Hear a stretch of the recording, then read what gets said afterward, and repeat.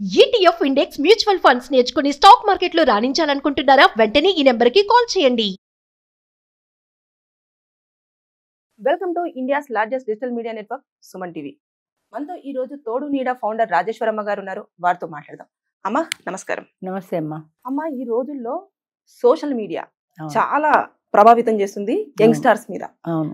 అందులో పరిచయాలు అవ్వడము, వాళ్ళతో అన్ని కానించుకున్న తర్వాత నా లైఫ్ ఇలా అయిపోయింది అని చెప్పేసి బాధపడే వాళ్ళు ఎక్కువ మంది ఉన్నారు. అవును. అసలు దీన్ని ఎలా చూడొచ్చు అంటారు? ఎలాంటి జాగ్రత్తలు తీసుకుంటే బెటర్ అంటారు? అదేదో సామెత ఉందమ్మా, అరిటాకు మీద ముళ్ళు పడ్డా ఆ అరిటాకు మీద పడ్డా అరిటాకే నష్టం అని. ఆడపిల్ల జీవితం అరిటాకు లాంటిది.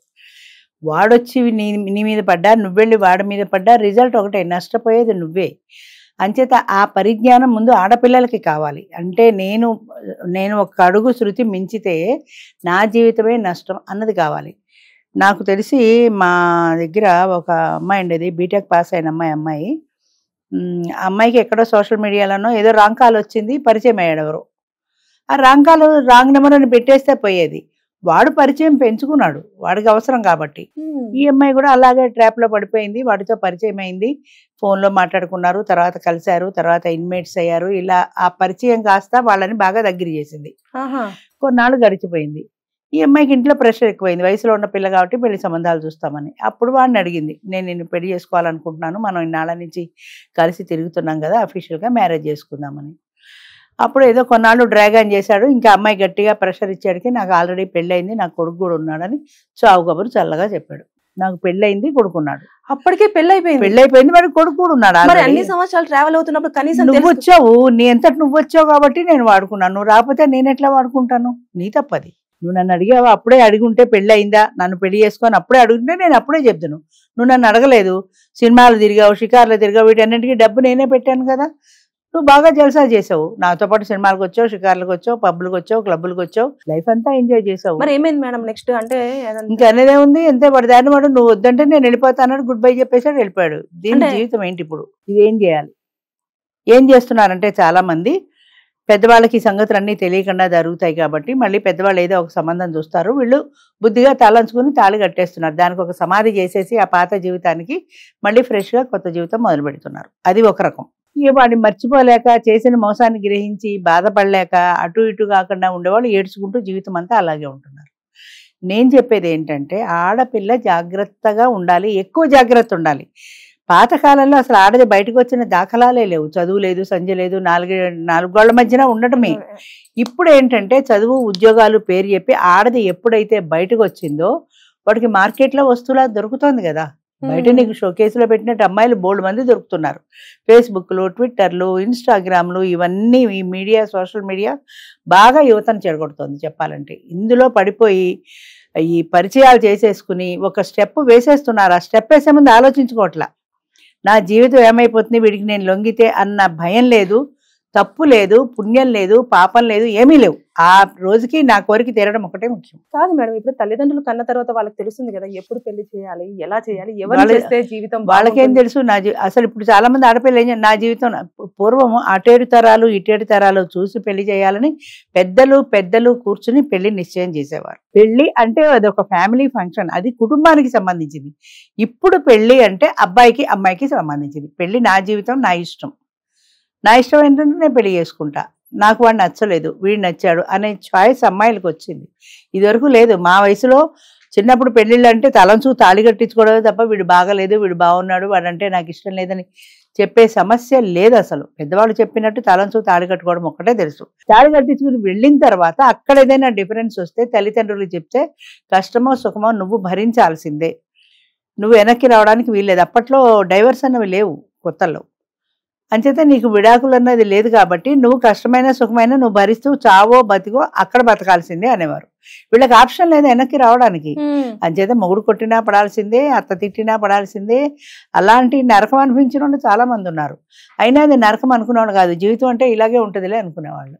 అలాగే ఉంటుందిలే, అలాగే బ్రతికేవాళ్ళు తప్ప తిరగబడ్డం తెలీదు. ముఖ్యంగా ఆడదానికి నువ్వు నన్ను ఎందుకు కొట్టావడం తెలియదు, నన్ను ఎందుకు తిట్టావడం తెలియదు, నా జీవితం నా ఇష్టం అనే సమస్య లేదు అసలు. కాదు మేడం, అంటే ఇప్పుడు రాంగ్ కాల్ మీరు ఇందాక మాట్లాడుతున్నారు కదా, అప్పుడు మరి అమ్మాయి అంత ఈజీగా వదిలిపెట్టేసిందా? అంటే అన్నిసార్లు ఇంటిమేట్ అయ్యింది అని చెప్పేసి అన్నారు, అయిపోతే నీ తప్పు అంటారు కదా, ప్రూఫ్ ఏముంది? ఇప్పుడు వాళ్ళిద్దరూ కలిసినట్టు ప్రూఫ్ ఏముంది? ఒకటి 2 అబార్షన్లు కూడా చేయించాడు అనుకుంటా అమ్మాయికి. మూడోసారి గట్టిగా అబార్షన్ కాదు పెళ్ళే చేసుకుందాం అన్నట్టుకి ఇదంతా బయటపడింది. అబార్షన్ల దాకా పోయినప్పుడు అసలు అమ్మాయి ఒక్కసారి కూడా ఆలోచించుకోవాలి కదమ్మా. పెళ్ళైన అమ్మాయి అయితే ఈ సమస్య లేదు కదా. అంచేతే చెప్తున్నా, పదే ఆలోచించుకోవాల్సింది ఆడపిల్లలు. కానీ ఆలోచనలు రావటాలు ఆడపిల్లలకి. ఇవాళ నన్ను సినిమాకి తీసుకెళ్ళాడు, ఇవాళ చీర కొనిపెట్టాడు అనుకుంటున్నారే కానీ వాడు నీకు వలేస్తున్నాడు, ఊరికే కొనిపెట్టట్లే. ఇప్పుడు ఎలకల బొమ్మలో ఎలక పడాలంటే పకోడీ ఏదో లోపల పెడతాం, అది చూసే ఇది వాసనకి పెడుతుంది. దీన్ని రప్పించడం కోసమని మనం అది పెడుతున్నాం. అది పెడుతున్నామంటే దానికి వెనక ఇంత కథ ఉంది అనే గుర్తింపు ఆడదానికి రావాలి కదా. నేను సినిమా ఊరికే తీసుకెళ్ళాడా, పక్కన కూర్చుంటే భుజం మీద చేయేస్తాడు, కాలేస్తాడు, ఏదో ఒకటి చేస్తాడు. నువ్వు సినిమా టికెట్ వాడుకున్నాడు కాబట్టి నువ్వు కూడా ఈల్డ్ అయిపోతావు. అట్రాక్షన్ అని ఏమను, నువ్వు కూడా భరిస్తావు. అది అల్లా ముందుకు వెళ్తుంది, బెడ్ మేటి దాకా పెడుతుంది. అది ఎందుకు వెళ్ళాలి? నువ్వు స్టార్టింగ్లోనే ఖండిస్తే వెళ్ళదు కదా. అంచేత ఖండించే నైజం ఆడదానికి ఉండాలి. అసలు వాడు నీతో మాట్లాడడానికే భయపడేలా ఉండాలి. ప్రజెంట్ సిచ్యువేషన్ ఎలా ఉందంటే, నువ్వు సినిమాలు చూడు, షికార్లు చూడు, ఆడవాళ్లే మీద పడుతున్నారు, వాళ్ళని రెచ్చగొడుతున్నారు. మగవాళ్ళు రెచ్చగొట్టినప్పుడు నాదేం పోయిందని వాళ్ళు అనుకుంటారు. అంచేత ఆడపిల్ల జాగ్రత్తగా ఉండాలి. వాడు కన్నెత్తి నిన్ను చూసి నీతో మాట్లాడాలంటే భయపడేలా ఉండాలి. అలా కాకుండా మనం వాడికి అవకాశం ఇచ్చినప్పుడు ఉపయోగించుకుంటాడు. పుచ్చుకున్న వాడిది కాదు తప్పు, ఇచ్చిన వాళ్ళది తప్పు. నువ్వు ఇచ్చావు వాడికి అవకాశం, వాడు పుచ్చుకున్నాడు. వాడంతటి వాడు వచ్చి నిన్ను అడగలేదు. అంచేత నువ్వు సినిమాకి రా అంటే నువ్వు ఎందుకు వెళ్ళావు, నువ్వు పబ్కి రా అంటే ఎందుకు వెళ్ళావు, నువ్వు హోటల్కి రా అంటే ఎందుకు వెళ్ళావు, నువ్వు రూమ్కి రా అంటే ఎందుకు వెళ్ళావు. ఇవన్నీ వెళ్ళింది నువ్వు కాబట్టి ఇవాళ అన్యాయం చేశాడని గొంతు చించుకోవటం కాదు, అన్యాయం చేసే ముందు నువ్వెందుకు సరెండర్ అయ్యావు వాడికి, అది ఆలోచించుకోవాలి. అంటే ఒక్కసారి అబ్బాయికి సరెండర్ అయ్యామంటే అంతే కదా, ఇంకా మళ్ళీ తిరగబడే అవకాశం లేదు కదా. ఈ అమ్మాయి కూడా టేస్ట్ బాగుంది, అప్పుడప్పుడు కలుద్దాం అనిపిస్తుంటుంది. ఈ సెక్స్ అను, ప్రేమను, దీన్ని ఏమను, ఇన్ఫాక్చుయేషన్ అను, ఈ మధ్య వయసులో, ఈ 20-40 ఈ మధ్య వయసు 25 ఏళ్ళు, ఇట్ ఈస్ వెరీ డేంజరస్. ముఖ్యంగా ఆడపిల్లలకు టెంప్ట్ అవుతారు. ప్రపంచాన్ని కళ్ళు విప్పి కొత్తగా చూస్తున్నారు. 4 గోడల నుంచి బయటకు వచ్చారు, చదువునో ఉద్యోగమనో బయటకు ఎప్పుడైతే వచ్చారో రంగురంగుల ప్రపంచంలో ఉంటుంది. ఈ రంగురంగుల ప్రపంచంలో మైమరిచిపోయి ట్రాప్ లో పడిపోయారంటే జీవితం పోయినట్టే కదా. అంతే. అంచేత జాగ్రత్తగా ఉండవలసింది ఆడపిల్లలు. ప్రతి క్షణము వాళ్ళని వాళ్ళు కాపాడుకుంటూ ఉండాలి. ఎందుకంటే పేరెంట్స్ ఉంటే పేరెంట్స్ కాపాడతారు. కానీ ఇప్పుడు పేరెంట్స్ లేరు, చదువు ఉద్యోగం పేరు చెప్పి సిటీలో వచ్చేసారు. సిటీ వచ్చిన తర్వాత కొలీగ్స్ దొరుకుతారు బోల్డ్ మంది.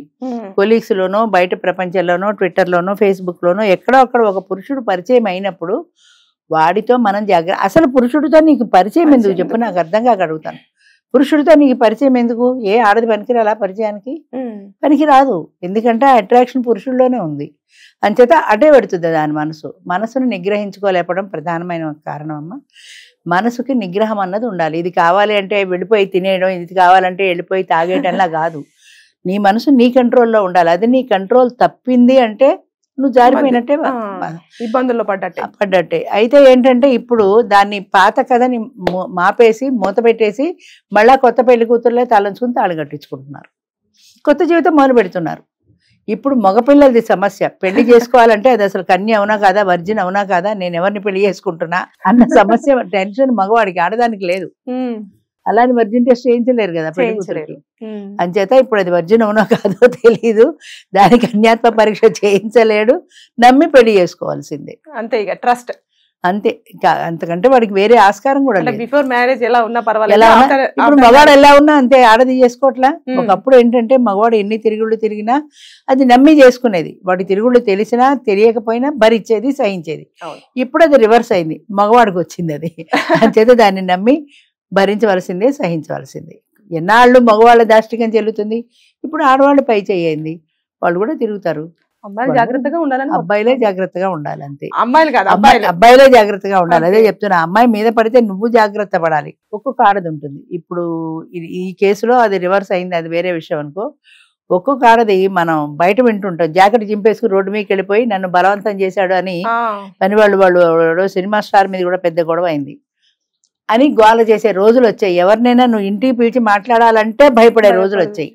అమ్మో నేను మగాడిని, అది ఆడపిల్ల, అది ఇంటికి వచ్చి నన్ను ఏం చేస్తుందో అని భయపడే రోజులు మగవాడికి వచ్చాయి. ఏజ్ గ్రూప్ తో సంబంధం లేదు అసలు ఏజ్ గ్రూప్ సంబంధమే లేదు. అంతే, అమ్మాయి అయితే చాలు. అంతే. థ్యాంక్ యూ అమ్మా. నమస్తే అమ్మా.